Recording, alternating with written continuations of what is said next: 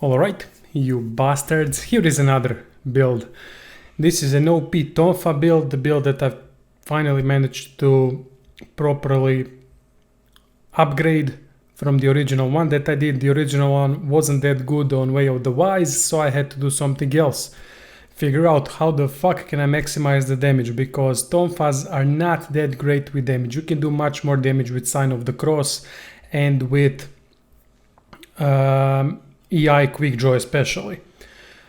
So in order to make Tonfa useful, I did a lot of bloody testing and researching on how to do bloody things, and finally I managed to come up with something really damaging but highly risky. So let's get to it. This is how the equipment section should look like. You need Sarutobi's gunsticks, and on them you need skill damage, you need fire damage weapon, you need close combat attack critical, which I did not get here, but if you can get it instead of familiarity damage bonus. And the most important thing, you need to have skill damage Mountain Breaker or Devastation. I prefer Mountain Breaker because you can do more damage in one hit. Change to attack is also recommended, but it's not that necessary. You can stay with what you want. I would definitely try to use Heart as your change to attack, because you're going to need ki to get away and you're constantly in high stance, which uses a lot of ki as it is. For the set, we're going to use Legendary Mikawa Warrior or Fanatic set to get close combat attack bonus as with every set, but the most important thing is that you are going to get special effects critical plus 50% and close combat attack critical plus 20%.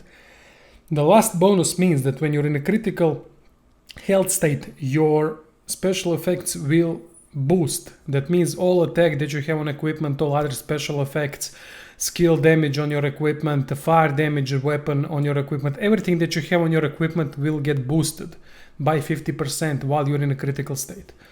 For headpiece, we're going to use Hino Enma Kabuto as our primary one to get more attack versus enemy paralyzed.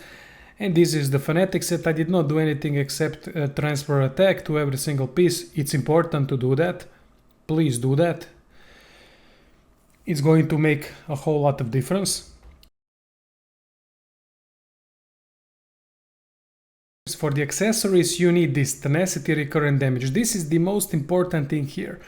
If you cannot get that, it's useless. You're going to die. So you get this as your most important special effect on accessory. And the second one, if you can get next to that one, close combat attack enemy paralyzed bonus. For the second one, get Yasakani's Magatama as always. You can also use Armor of the Exceptional instead of Fanatic's Armor. It's more safe way to play, but unfortunately you're going to do much less damage. There's also a second version that you can go for headpiece. It's called Ogre's Mask, that will increase your fire damage plus 20% against those enemies that you cannot paralyze. So that's definitely a second option. It will give you plus 20% obviously more fire damage, which we are going to need. For my items, I'm using typical stuff: Slot, Weakness, Paralytic, New Leeching Talisman, Fire Talisman, Protection, and Quick Change Scroll. This is setup that should be probably fixed. Maybe you can think of something better if you want, but this is the thing that I like to do. I will explain why this setup when we get to the fighting part. For the Guardian Spirit, you're going to use Kato, because we are using constantly skills. And skill damage buff and close combat attack buff is something really important. Attack from behind is also good from Ayakomori as a backup one. And you also get close combat attack key reduction in your critical state, which we are going to be in constantly. For the core stats, try to do something like this. Accept the body, completely forget about the body. You need about 14 body, that's all. Because we are constantly in a critical state, low health, and more health means absolutely nothing to us. Get heart as maximum as you can, get skill as maximum as you can, get some points into dexterity, about 20 at least, then go at least 40 into magic, then you need something like 20 something for guardian spirit so that you can get bonuses from both guardian spirits. I'm not sure what the exact number is, it's a low one. And then get some points into strength to be able to wear fanatic armor set. You can pump more stats into stamina so that you can get agility B. That would be actually a pretty good thing. I completely fucked up the core stats here, so please ignore body. The rest is good. I also went with change to attack heart to my weapon, so that's why I have heart maximum. A lot of people ask me what to do if you're a lot lower level. If you're a lot lower level, then you just do your minimum thing. So that means spirit about 20, I don't know which is the exact number to get all the bonuses from Kato and Ayakomori. Then put about 30 in magic, 20 dexterity, maybe you can put even less in dexterity. And then go for body 14 and strength 14. These are your musts. Everything that you got left, you put into maximum damage, which means skill, and in my case heart, because I went with change to attack heart. Body also increases damage from Tonfa, but in this build it's not that great. So that's why I would suggest heart as a much better stat. As for the weapon skills, what you need on Tonfa skill tree are Devastation, Demon Dance, probably only high stance because we're using constantly high stance, but it will be good if you get it for medium stance as well when we are in living weapon mode. Mountain Breaker and Apocalypse as a mythic art. Also get those traditional key pulse skills that you have on every weapon tree. And that's all you need from Tonfa skill tree. From the other weapons, get Shadow Strike from Kusarigama, from Spear get Cornered Tiger, and from Dual Swords get Tachi Arts. That's everything that you need. Everything else you put into Melee Mastery, the green one at the bottom.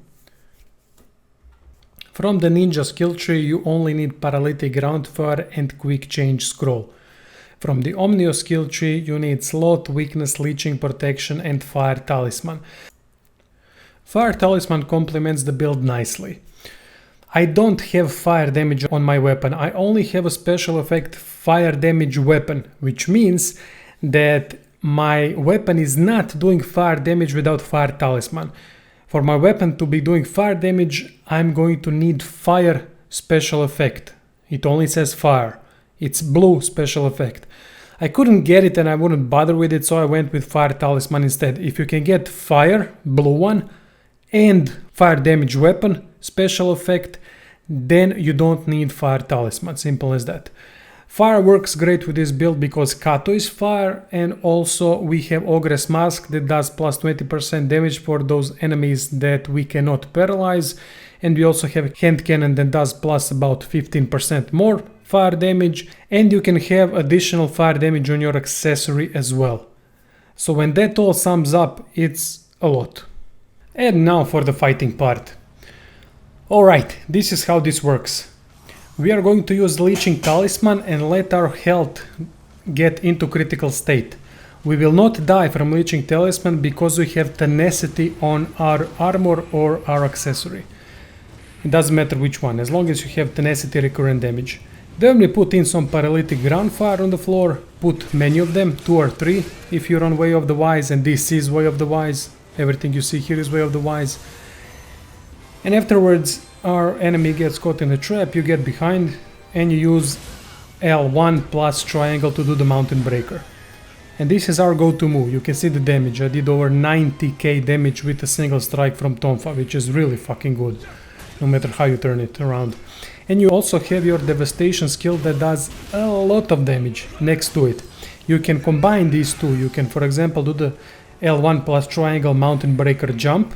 Then you press R1, that's called Demon Dance in this situation, and after Demon Dance you press square and triangle. It's that simple. You won't get stuck into too long of an animation. It is still long animation, and sometimes you will not be able to use all 3 moves, but usually you will be able to use at least a mountain breaker and get away. As I said, this is all on Way of the Wise. You can see how my opponents are melting. It's goddamn ridiculous. And Mountain Breaker is a really safe one to use. As you can see versus Oda Nobunaga, I can't get hit. If I get hit, Quick Change Scroll will disappear and I will get left at critical state without any buffs. So that's really bad.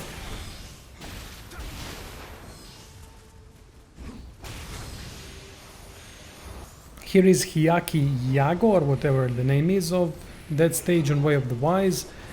And this Ogress got significantly buffed. She's got some insane defense now. Even with all my buffs, I couldn't do more than 37k damage with her paralyzed, which I don't know why that happened. But anyway, you can see the power of Mountain Breaker. You just jump in, and when you see an enemy is out of key, for example, you can continue constantly into devastation. So to repeat, L1 triangle to do the Mountain Breaker, then you press R1, that's called Demon's Dance, and then you immediately continue with square and triangle twice. And that's the whole combo that you need to know. Practice for a bit, it's really that easy to use, and that's why we don't use Pulverize. If we use Pulverize, Pulverize will be a long animation, and if we get caught during that animation, we are done. Simple as that. Here I've used Kato because I couldn't bother with this second spider here, since I cannot get caught, and it helped a lot. You can see how much damage I'm doing with Kato as well. It's pretty goddamn ridiculous. No matter how you turn, this is the max damage build for Tonfa. It's high risk, but it's also high reward. I'm using protection as well, mainly because I'm hoping that it will stop that finishing blow that I'm going to get, and that will trigger Quick Change Scroll. So that's why I'm using protection, hoping that it would stop that final shot. In some cases it really did. And that's all there is to the build, lads. You do this combo over and over again. Oh yeah, don't forget to use the Fire Talisman as well. That's what I forgot to say. And enjoy the bloody build. I'm sure you guys will figure something out to improve damage even more. I guess with Ethereals you can always improve damage, but this is built strictly without Ethereals, so that all of you can play it on Way of the Wise. Thank you all for watching, I hope you enjoyed it, and see you soon.